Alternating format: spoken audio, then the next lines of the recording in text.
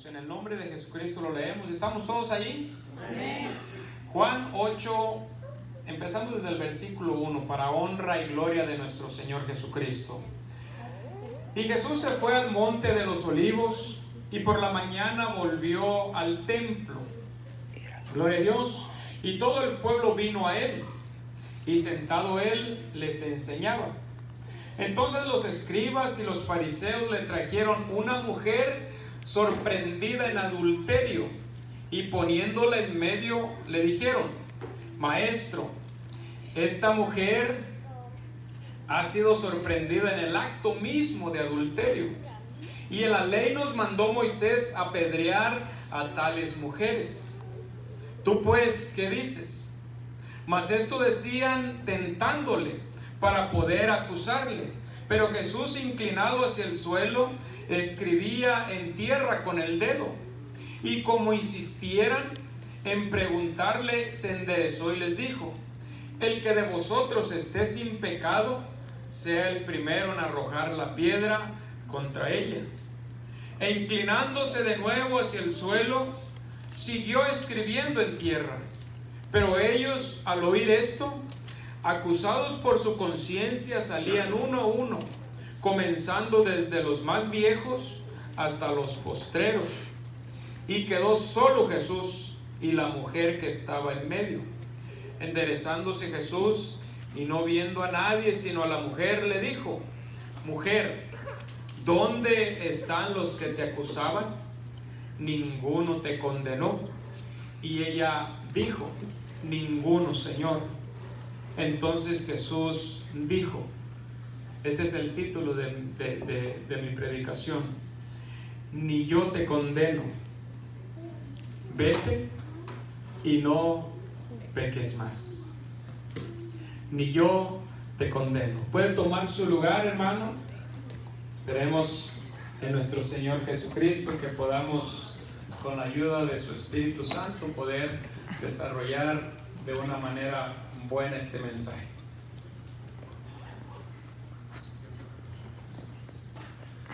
Aleluya. Estaba preparando, hermanos, un mensaje diferente, un mensaje distinto acerca de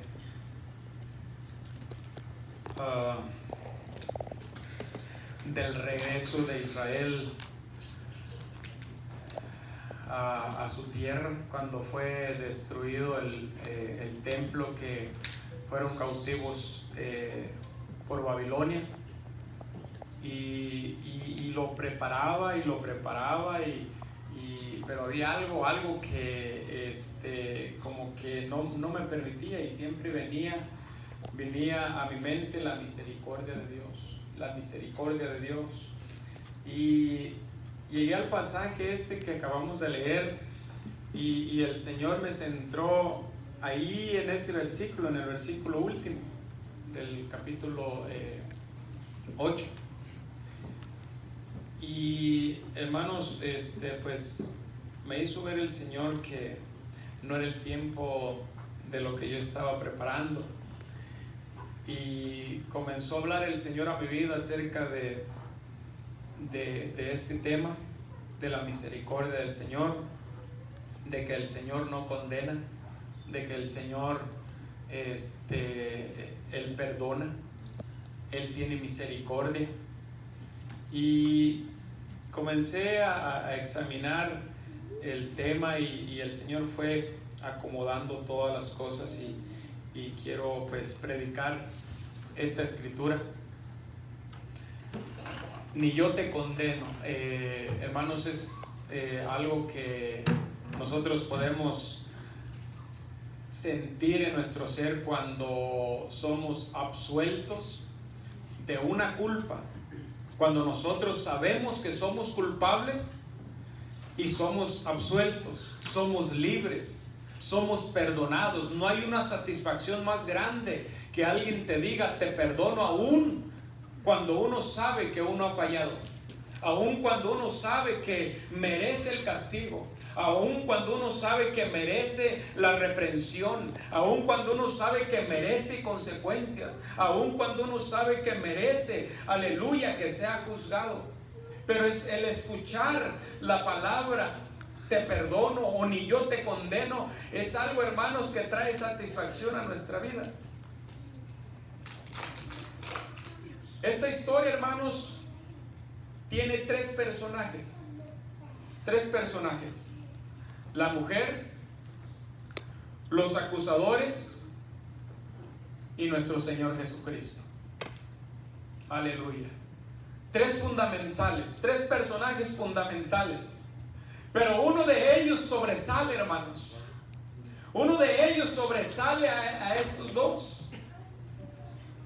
Y ese personaje, hermanos, es del que yo quiero hablarles. Quiero exaltarlo a él.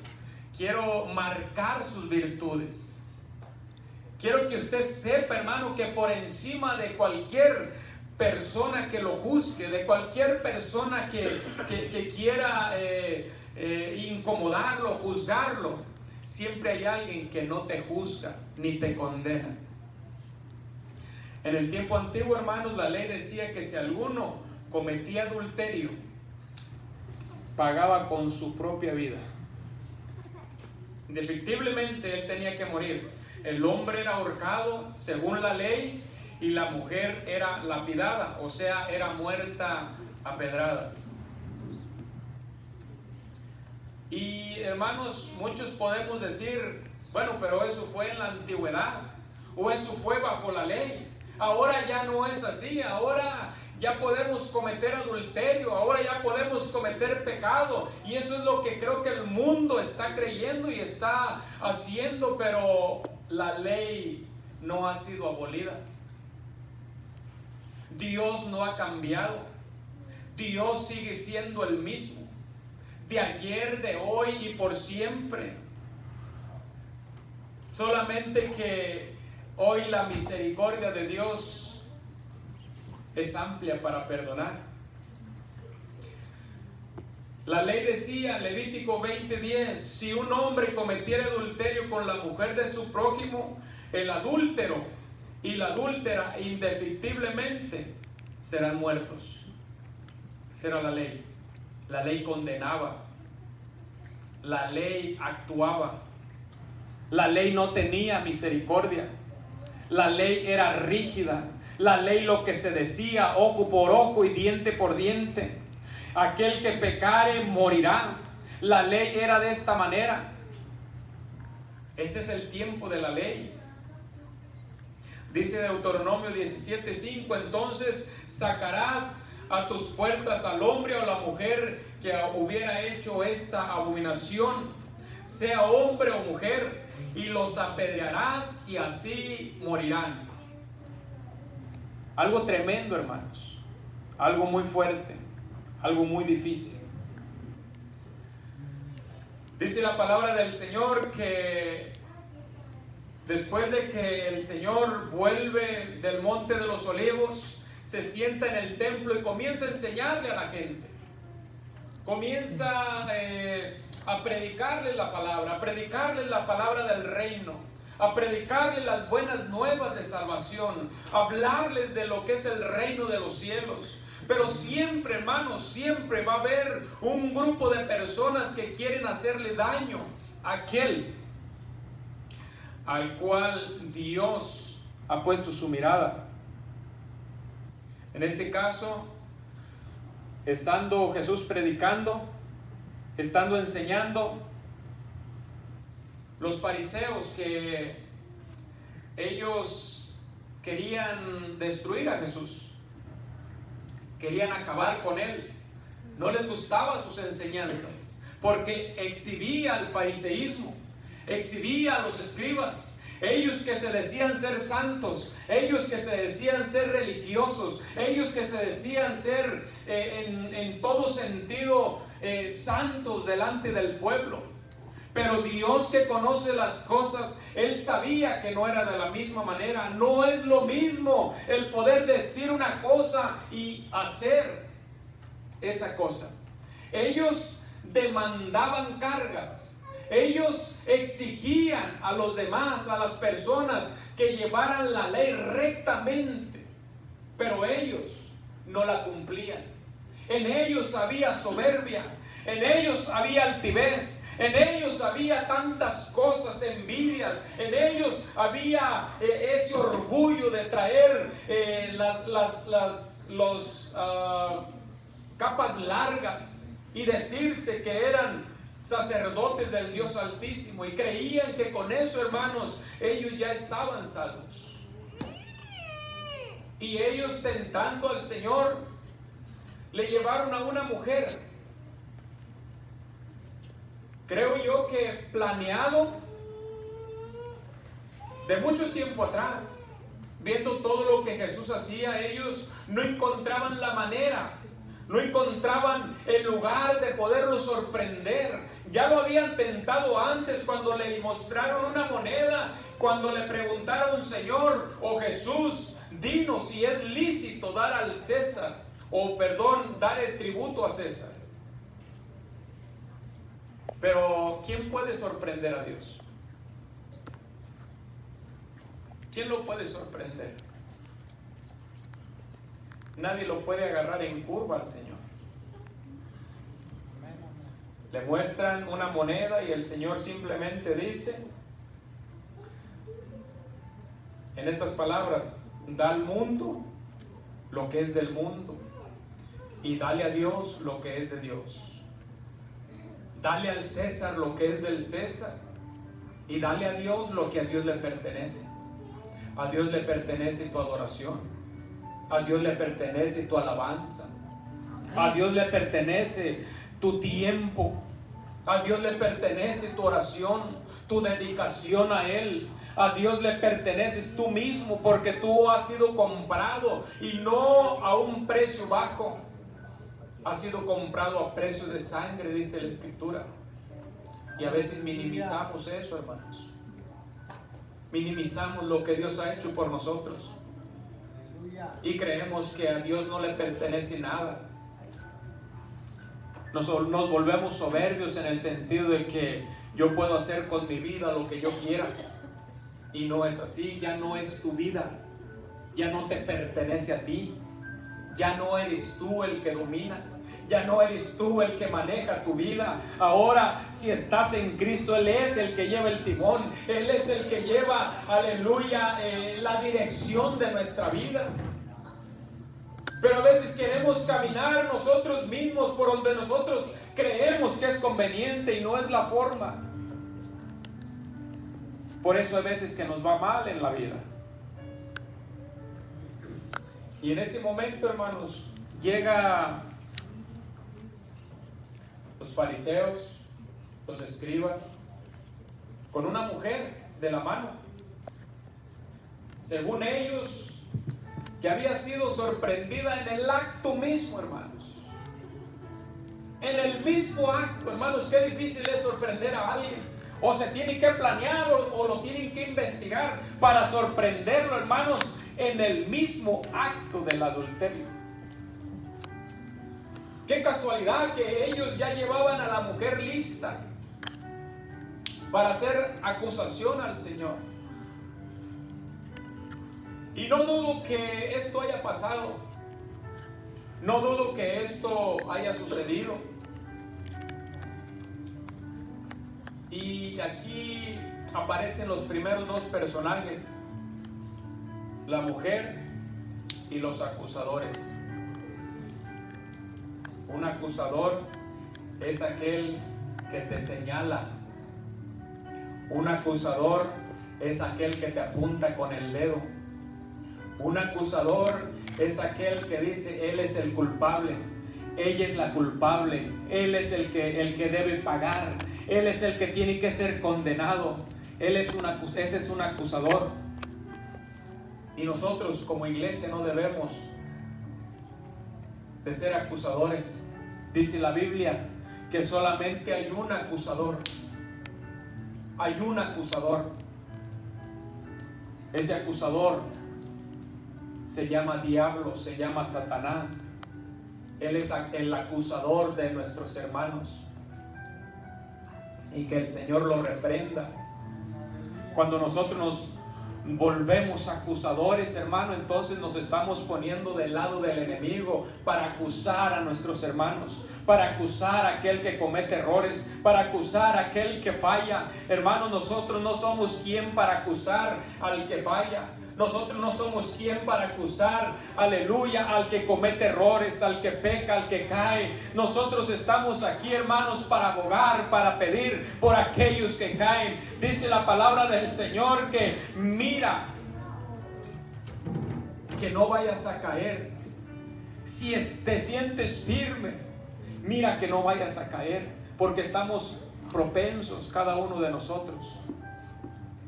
Y ahí iban aquellos dos personajes. Llevaban de la mano a la mujer adúltera, aquella que había sido encontrada en el mismo acto. Encontramos también a la mujer con un pensamiento de que hasta ahí se había terminado su vida, sin esperanza. Porque como judía conocía la ley, como judía sabía bien que le esperaba la muerte, como judía sabía bien que le esperaban las piedras de todos aquellos, como judía sabía bien que esos eran los últimos minutos de su vida. Ella sabía esto, ella iba, aleluya, ya pensando de que era su último momento de existencia. Para ella no había esperanza, porque la ley marcaba y la ley determinaba y tenía que ser hecho. Y le llegan donde estaba Jesús y le preguntan: Señor, la ley nos manda apedrear a la mujer que cometa adulterio. ¿Tú qué dices?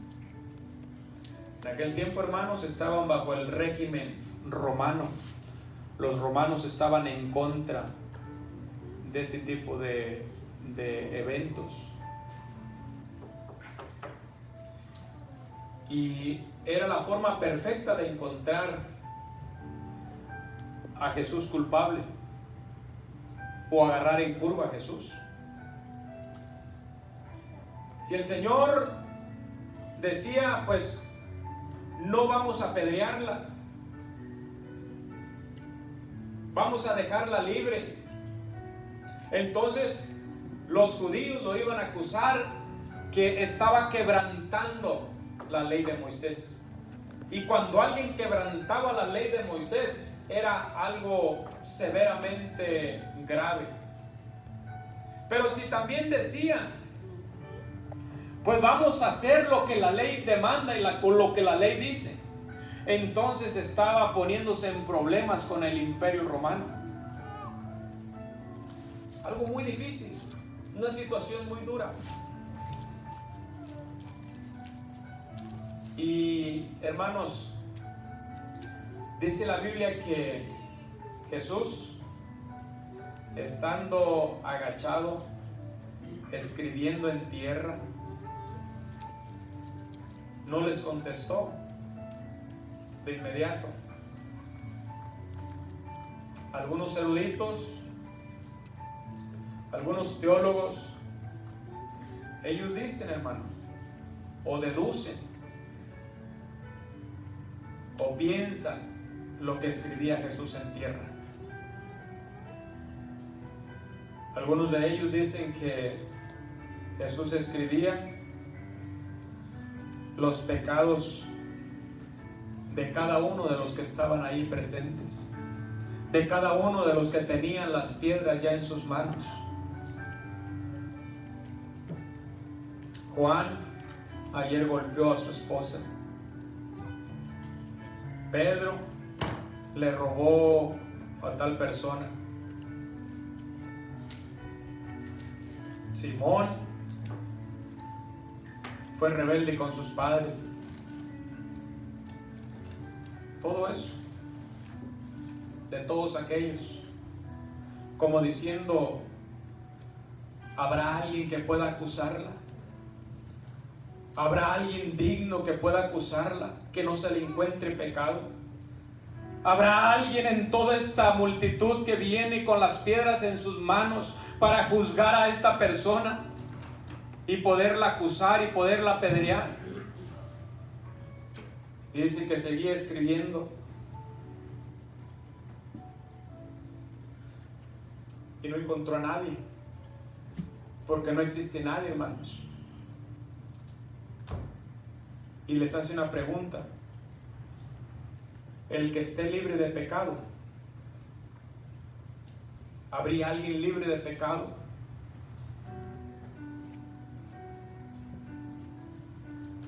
No lo encontró, no lo halló. Dice Romanos capítulo 3 versículo 9: ¿qué pues? ¿Somos nosotros mejores que ellos? En ninguna manera, pues ya hemos acusado a judíos y a gentiles que todos están bajo pecado. Como está escrito, no hay justo ni aun uno, no hay quien entienda, no hay quien busque a Dios. Todos se desviaron a una, se hicieron inútiles, no hay quien haga lo bueno. No hay ni siquiera uno, aún en medio de los fariseos, aún en medio de los escribas, aún en medio de los sacerdotes. El Señor seguía mirando y no miraba ni siquiera uno.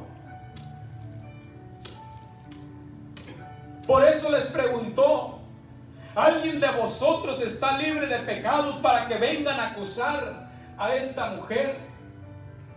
¿Alguien de vosotros se siente libre que nunca haya pecado? ¿Alguien de vosotros hasta este momento levante la mano el que se sienta libre, que no haya cometido pecado? Y no lo hay. ¿Cómo yo voy a condenar a alguien cuando yo mismo, por mis acciones o por mis actos, estoy condenado? ¿Cómo ellos se ponían a condenar a alguien, hermanos, cuando ellos mismos necesitaban de misericordia? Y sucede mucho en este tiempo, hermanos, los señalamientos hacia los demás, la crítica hacia los demás, el señalar, el apuntar. Eso, hermanos, cuando nosotros sabemos, como dijo Pablo un día, uno de los pecadores, el primero de ellos, soy yo. Y Jesús le dice: hay alguien que no ha pecado, hay alguien que no peca, hay aquí alguien que nunca haya pecado, el cual tenga la dignidad de levantarse y comenzar a apedrear a la mujer.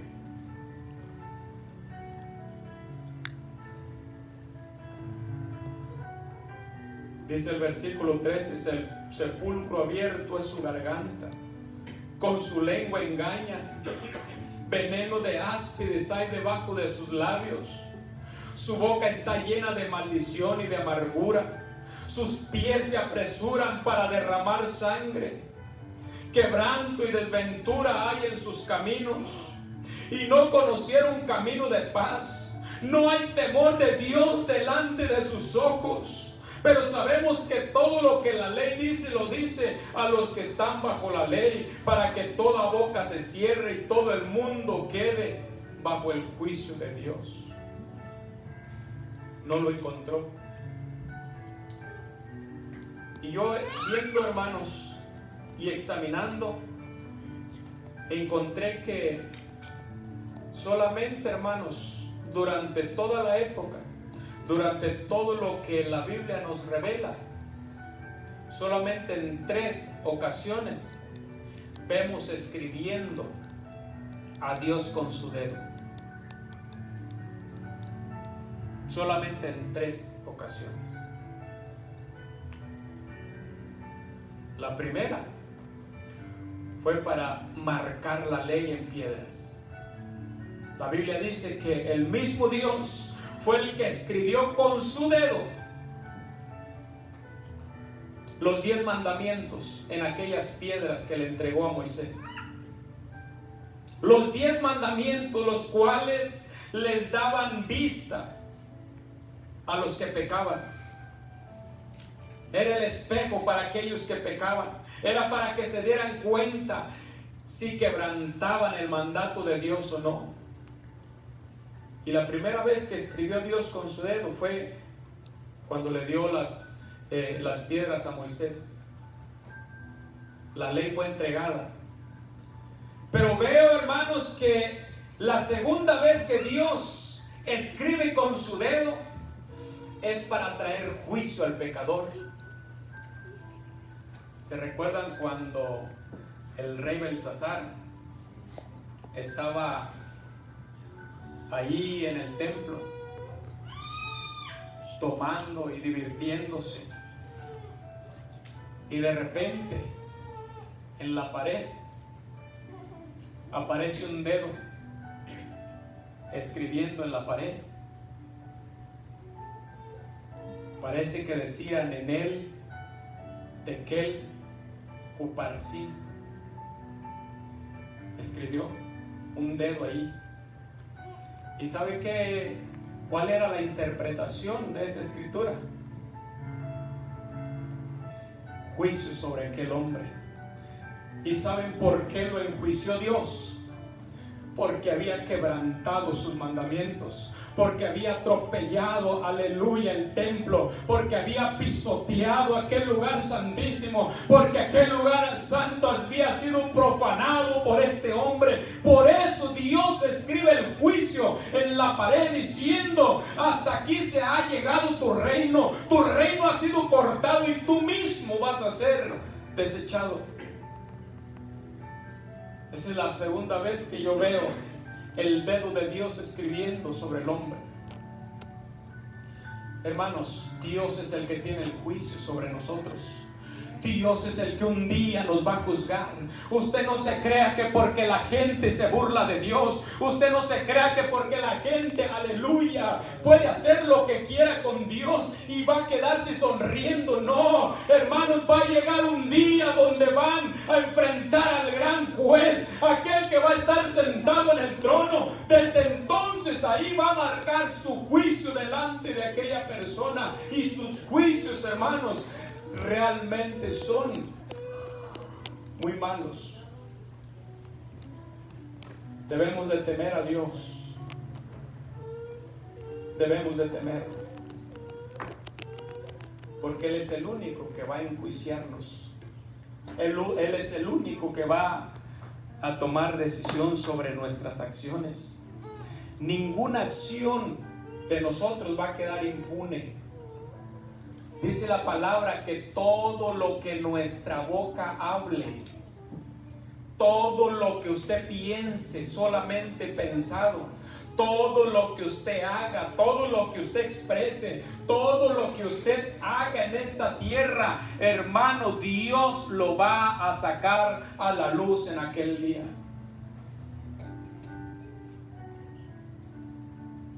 El juicio de Dios es inminente. Un día va a llegar. Y la tercera vez, hermanos, es aquí, donde Dios, Jesús, agachado en tierra, escribía. ¿Y saben qué es lo que creo yo que escribía?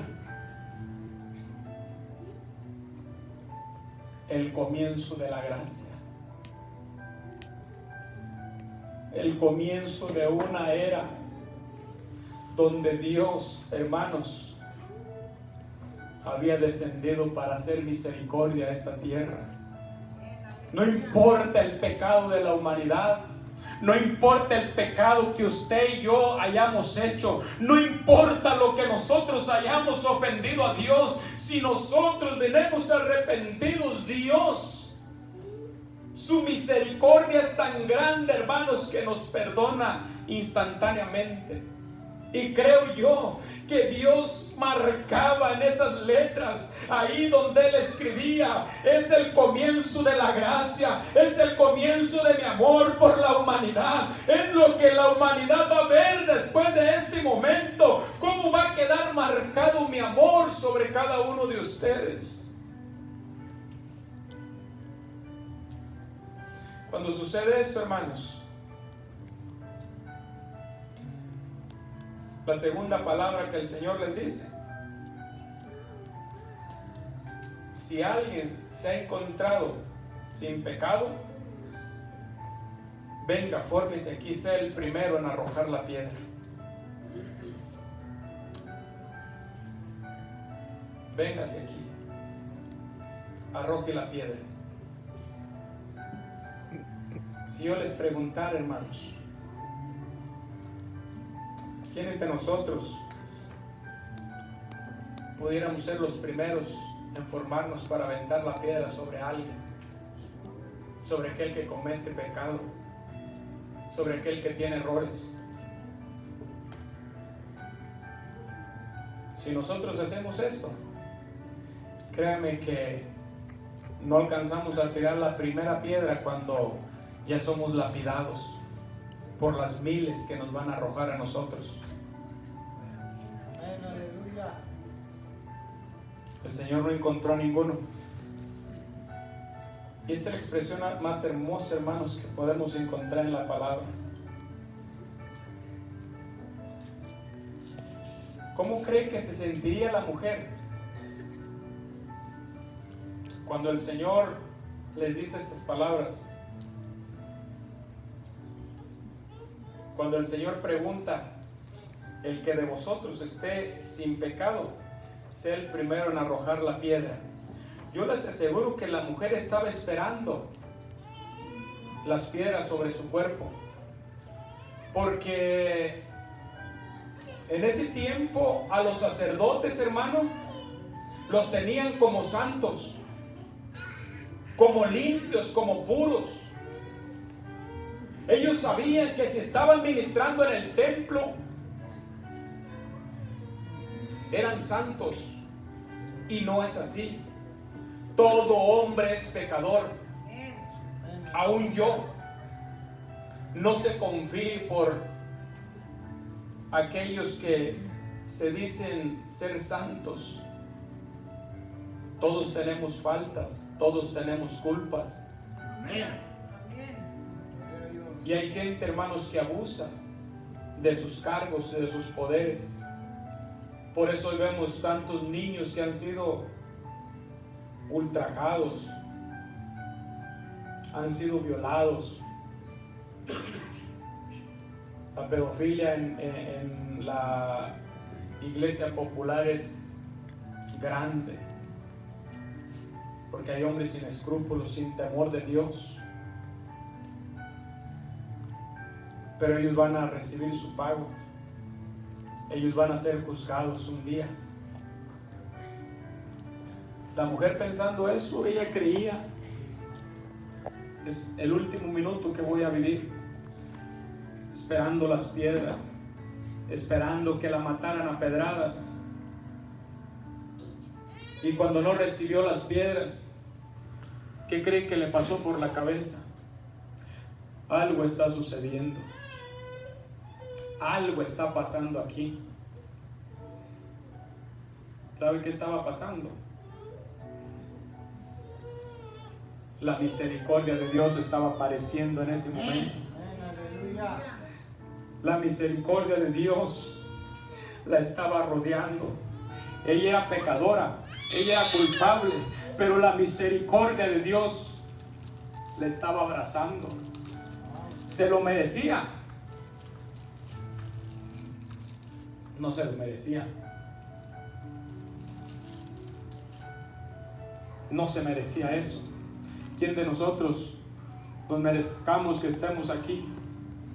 ¿Quién de nosotros nos merecemos que el Señor nos haya perdonado todo lo que nosotros hicimos? Nadie. Pero la misericordia de Dios es tan grande, hermanos, tan inmensa, tan preciosa, que dice la Biblia en el Evangelio de Juan capítulo 3 versículo 17: porque Dios no vino a condenar al mundo, sino a que el mundo sea salvo por Él. El Señor no vino a condenarnos, sino a salvarnos. El Señor vino a rescatar lo que se había perdido. El Señor es el que vino y pagó por cada uno de nosotros. Él y su misericordia que nos alcanzan cada día. Usted no respira porque usted quiere. Usted no se levanta porque usted quiere. Usted se levanta por la misericordia de Dios. Usted camina por la misericordia de Dios. Aleluya. Usted vive por la misericordia de Dios. Y a veces somos malagradecidos con Dios. A veces le damos la espalda a Dios y le decimos: Señor, todo lo que haces por mí no me importa. Todo lo que tú haces cada día por mí no me interesa. Aleluya, porque nos mostramos indiferentes y apáticos a su presencia. Y Dios no se merece eso. Pero aún así la misericordia sigue ahí. La bondad de Dios sigue ahí. La mujer esperando ser lapidada, la mujer esperando ser muerta en ese mismo momento, hermanos, tirada delante del Señor, con el rostro en tierra, como diciendo: no valgo nada, como diciendo: soy un polvo, como diciendo: yo no merezco nada, estando ahí postrada delante de aquel precioso personaje.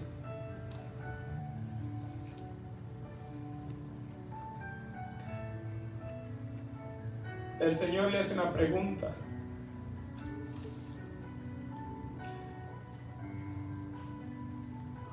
Y le dice: mujer,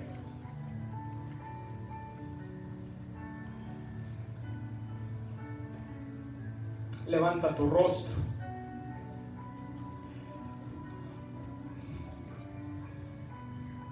Dime, ¿dónde están? ¿Dónde están aquellos que venían a matarte? ¿Dónde están aquellos que te señalaban?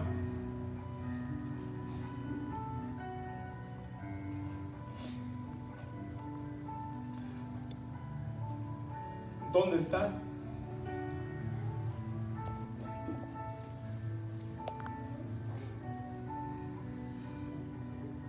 Imagínese la sorpresa de la mujer. Levantar su rostro y no mirar a nadie.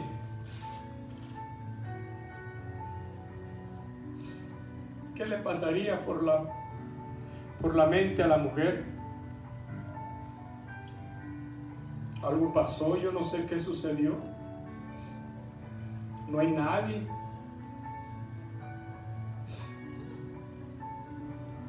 ¿Qué irá a pasar? Ahora, hermanos, había quedado frente a aquel que sí podía condenarla, aquel que sí podía tomar la primer piedra y arrojársela. ¿Sabe por qué? Porque estaba delante del personaje que nunca había pecado. Estaba delante del personaje que no conocía pecado, que no tenía pecado, y él sí podía inculparla.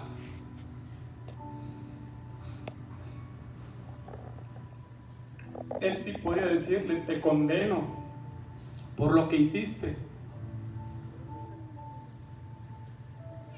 Él sí podía decirle: tienes que morir, tienes que pagar con tu vida. Pero el Señor no vino a condenar a nadie, y se lo hace saber a la mujer, y le dice: todos los que te condenaban, todos los que querían matarte, ya no están. Su conciencia los acusó. Han sido acusados por su conciencia, y todos se fueron, todos huyeron, porque ¿quién está libre de eso? No hay nadie que pueda librarse de su propia conciencia. Y la expresión más gloriosa cuando le dice a la mujer: ni yo, que siendo el Rey justo, el Dios eterno, ni yo te condeno. Pero no acaba la historia. Ahora imagínense la mujer en ese momento, cuando recibe esa noticia, cuando recibe, hermanos, la misericordia del Dios Altísimo. Creo yo que esta mujer ni siquiera quería levantar su rostro para mirar a aquel personaje.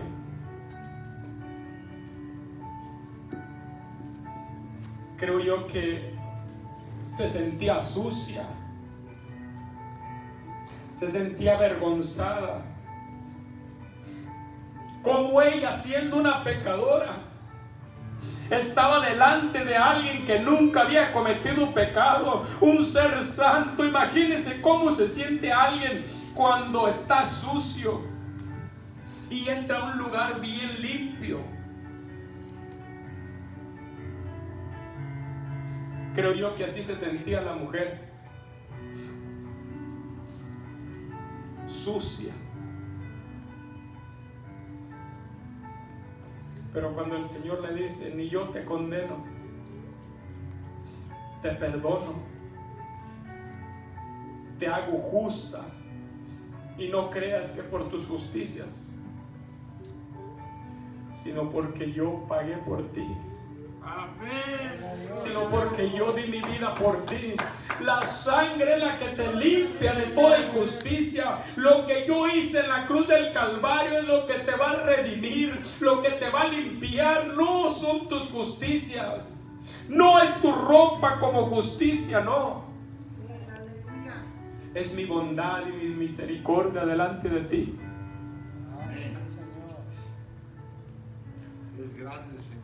Así como aquella mujer,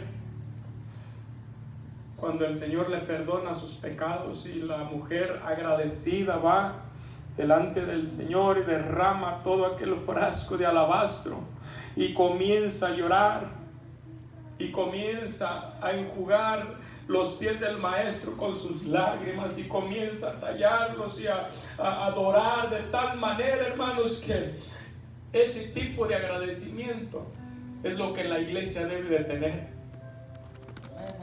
Aleluya. Yo no entiendo un cristiano apático delante de Dios. Yo no entiendo gente que se dice ser cristiana, hermanos, y cuando Dios nos requiere, cuando Dios quiere algo, cuando Dios requiere de nuestra alabanza para Él, hermanos, somos indiferentes con Él. Perdóname, Señor.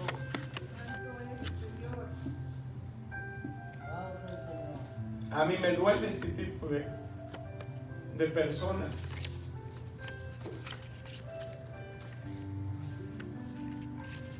Porque, hermanos, no se vale. Dios que lo ha dado todo. Dios que derramó hasta la última gota de su sangre. Dios que se entregó completo por cada uno de nosotros. Y nosotros a veces le torcemos la cara a Dios, le damos la espalda a Dios. Dios no se merece eso. Yo un día fui perdonado por el Señor y dice la Biblia que el que mucho se le perdona, mucho ama. Yo no sé qué tanto le ha perdonado a usted, pero en el reflejo de cómo usted ama a Dios, ahí se ve su agradecimiento. Ahí se ve que tanto ama usted a Dios. A veces somos cristianos de boca solamente y no de acción.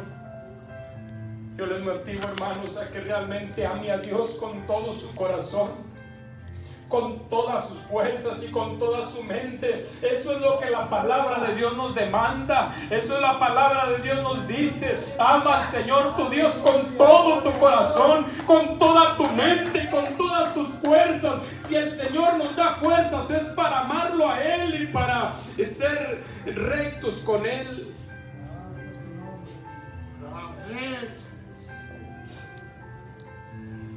ni yo te condeno, le dice el Señor a la mujer.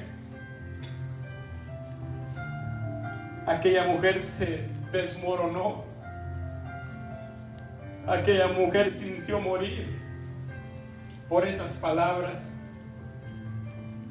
Yo le aseguro que aquella mujer se abrazó de los pies de Jesús, agradecida por lo que Dios había hecho. Yo puedo ver a aquella mujer que no quería ni soltar al Señor, porque no mereciendo eso, el Señor la había absuelto de un pecado de muerte. Y a veces eso es lo que nos sucede. Como cometí un pecado pequeñito, no hay problema con Dios, yo lo puedo seguir ofendiendo y no hay problema.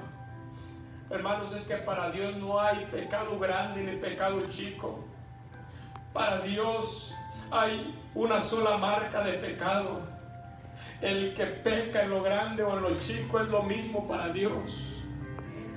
A veces categorizamos los pecados y decimos, bueno, si cometo este tipo de pecados, si hago adulterio, entonces es un pecado alto y por eso tengo que arrepentirme. Pero no hay problema si yo hablo de los demás, no hay problema si yo voy y chismeo con alguien más, no hay problema si digo una mentirita piadosa. No, hermano, todo pecado es pecado delante de Dios y todo pecado va a tener juicio.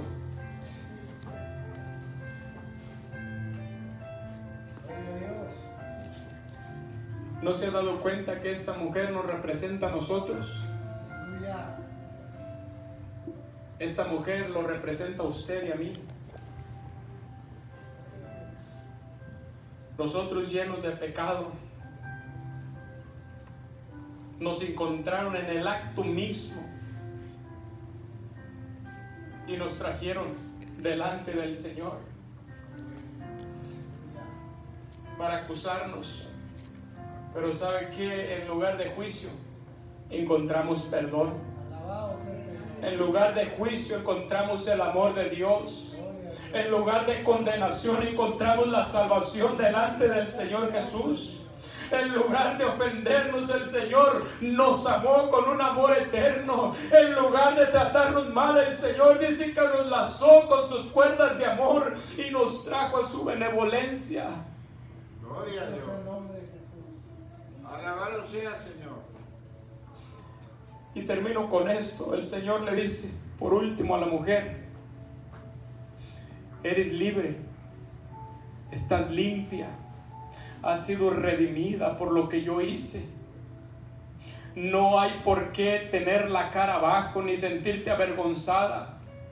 No tienes por qué seguir en opresión. Yo te he perdonado, yo te he liberado, yo he hecho todo por ti. Ahora levántate con tu cara en alto, vete. Y le hace una advertencia: vete y no peques más. Dice Pablo, ¿cómo seguir pecando cuando hemos sido lavados con la sangre del Cordero? Y Pablo hace una pregunta y dice, ¿pecaremos para que la gracia sobreabunde? De ninguna manera.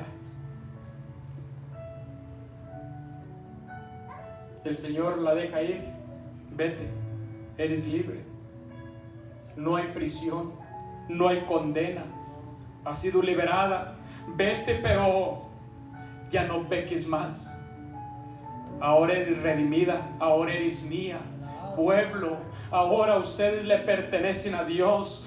Dice el Señor, levantémonos, salgamos. Nos han sido rotas las cadenas que nos tenían atado, pero son libres y no pequen más.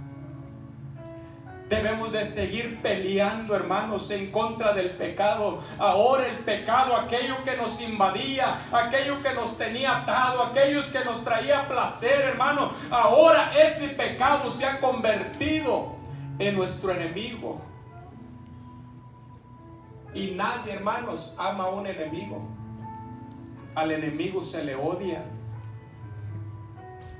En el sentido, Dios nos pone el pecado como nuestro enemigo. nosotros tenemos que odiar al pecado, odiarlo, salir con la cara en alto. Cuando venga el Señor pecado, usted tiene que odiarlo, tiene que atacarlo. Cuando venga alguien queriendo, aleluya, hablar de alguien más, dígale: Señor pecado, no te quiero ver. Cuando venga alguien con una mentira: Señor pecado, no te quiero ver. Rechácelo, ódielo, pisotéelo. La mujer sale y les aseguro que de ese día en adelante la vida de esa mujer fue otra. Su vida cambió como ha cambiado la de nosotros.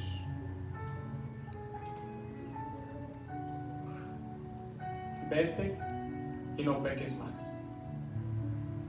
Iglesia, usted ha sido lavada con la sangre del Cordero, ha sido limpia. Ahora nuestro reto es irnos y no pecar. Y si un día peca, que no sea por su voluntad, que no sea por su deseo. Si un día peca, dice la palabra del Señor, que abogado tenemos para con el Padre. Miren, aquel que le dio el perdón a la mujer adúltera. Tenemos al abogado de abogados estando en este mundo. Podemos regresar y podemos postrarnos delante de su presencia, que alcanzaremos perdón, pero que no sea, aleluya, porque nosotros lo deseemos que pequemos, sino porque, aleluya, tarde que temprano podemos cometer errores. Pero cuando los cometa, venga al Señor, no se aleje de Él, venga y pídale perdón.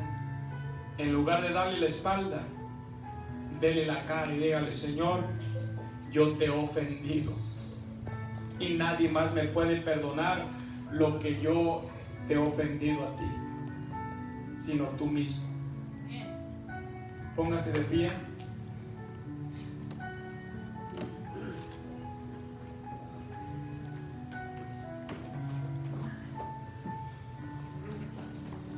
Aquella mujer entró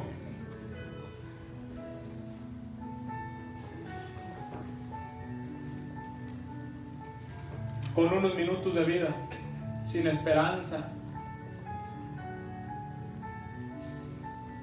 Ya no tenía esperanza de vida, ya no tenía esperanza para su existencia. Pero hay alguien que le trajo esperanza. Hay alguien que le dio esperanza. Su nombre es Jesucristo. Yo no sé si en esta mañana, en esta tarde, hermano, usted ha venido sin esperanza. Ha venido sin sueños, sin ilusiones, creyendo que ya se ha terminado todo. Déjeme decirle que hay alguien aquí que puede cambiar nuestro rumbo, puede cambiar nuestra vida.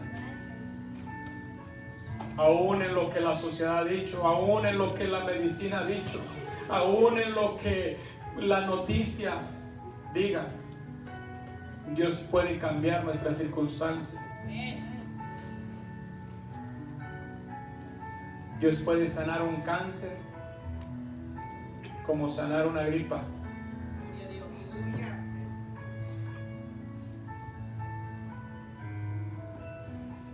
Con todo mi corazón, mi deseo sería que Dios sanara a nuestro hermano Javier sin necesidad de una sola pastilla o medicamento. Y yo creo que lo puede hacer. Yo creo que lo puede hacer.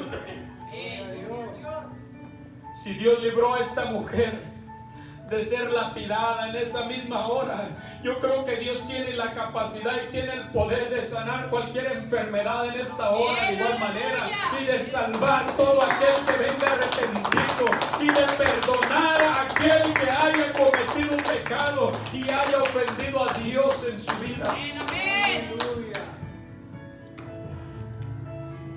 Hermanos, Jesús está en este lugar.